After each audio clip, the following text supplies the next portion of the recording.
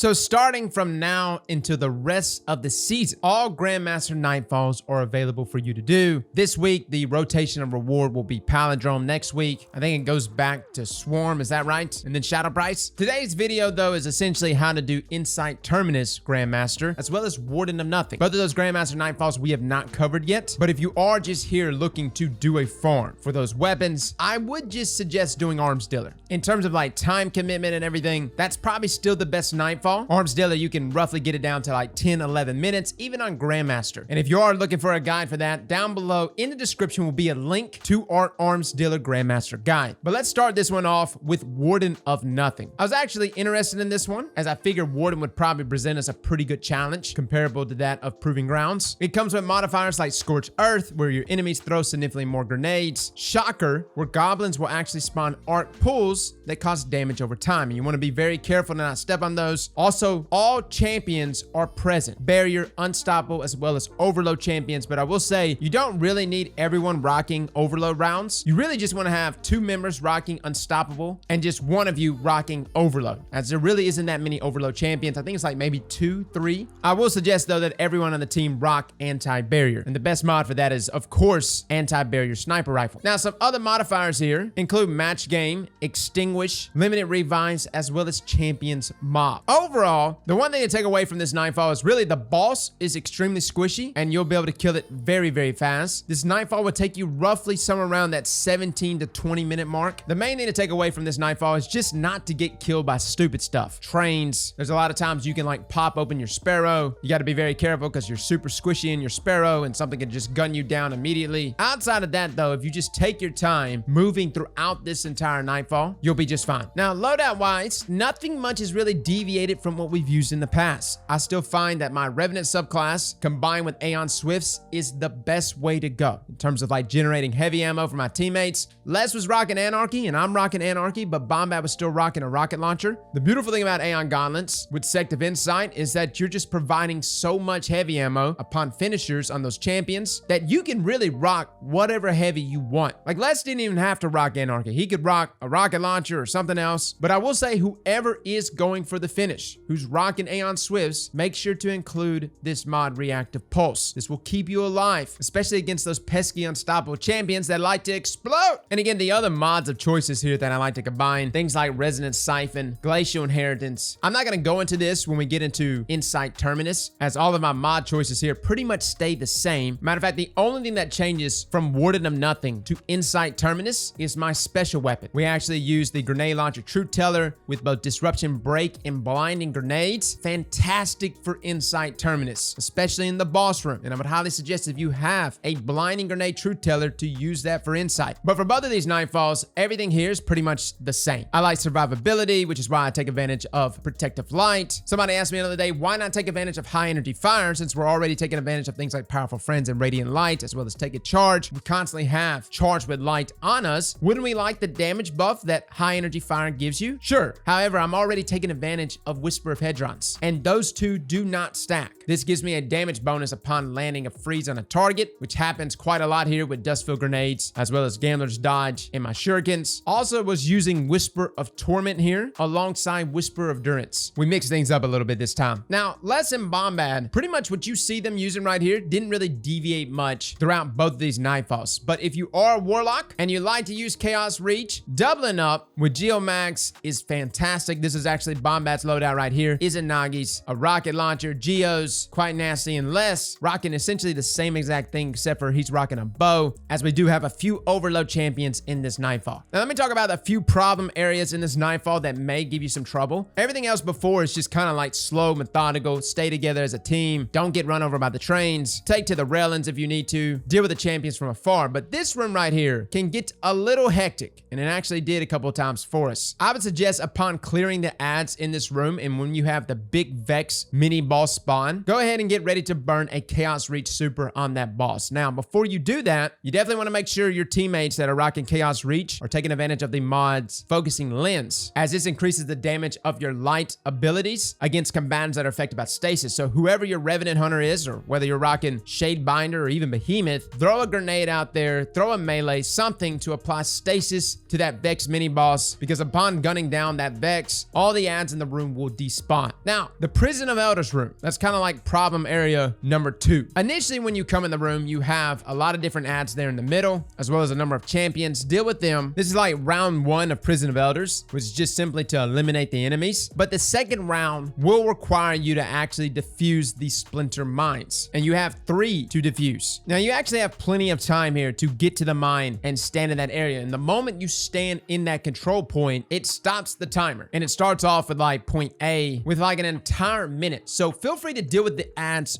first. Kill all the ads. Even if you got just a few seconds left on the mine, just step on it before it blows up. Upon actually stepping on it and defusing this mine though, you will now spawn 2 more mines that you have to defuse. Now this is kind of hectic. Matter of fact, I almost thought that maybe invisibility would probably be better here, as you could just go invisible and maybe cap these mines. I'm not sure if the enemy stepping on the mine conflicts with that counter or not. Regardless though, whatever you do, move to each mine together as a team. Don't split up. It's a great way to die. And there's actually a couple overload champions you'll have to deal with, one being present between both the B and C mines, so you definitely want to kill it. However, there was one time where the overload champions spawned, but we defused the mines pretty quickly, and the result was actually the champions despawning, and it still counted toward platinum. So this might actually be a similar situation to like Glassway, where like when you kill the boss, the champions would just despawn or just crumble, and you could still get platinum credit as long as you did some damage to the champions. I think the same thing still applies here. So again, the more and more I look at this, the more I think maybe invisibility might be the play, as you could just quickly get the cap off. Which takes us to the boss room, or up to the boss room. You know this chest right here, which initiates the trap for you and your teammates to go down to then fight the boss? Turns out if you are all standing in that platform at the same time, sometimes the game bugs out and it kills 1 to 2 members of your fire team. I know, kind of broken. Keep this in mind, guys. I would suggest, and this is what we did, we would send 1 fire team member into the chest area. Les would initiate it, go down, and then we would jump down after him. This would result in the game not bugging out and killing us on the way down. As before, if it did kill us, it wouldn't actually put our bodies down below, which sucked, as this meant that Les couldn't get up there and get the revive on us and just had to wait the timer out to finally put our bodies at the bottom. Now, you're gonna have a number of champions in this room, an overload, a couple barriers, an unstoppable, and they're all gonna be fighting each other. I would suggest starting with like the barrier champions first. Like if you want to stay up top and pick the unstoppable off, sure. But the barrier champion, especially like the hobgoblin's kind of like sitting in the back all by his lonesome, pick him off. Deal with him first and then move to the other champions, because they're going to just be tying up with each other and pretty much fighting indefinitely. So you can deal with the champions on the outer area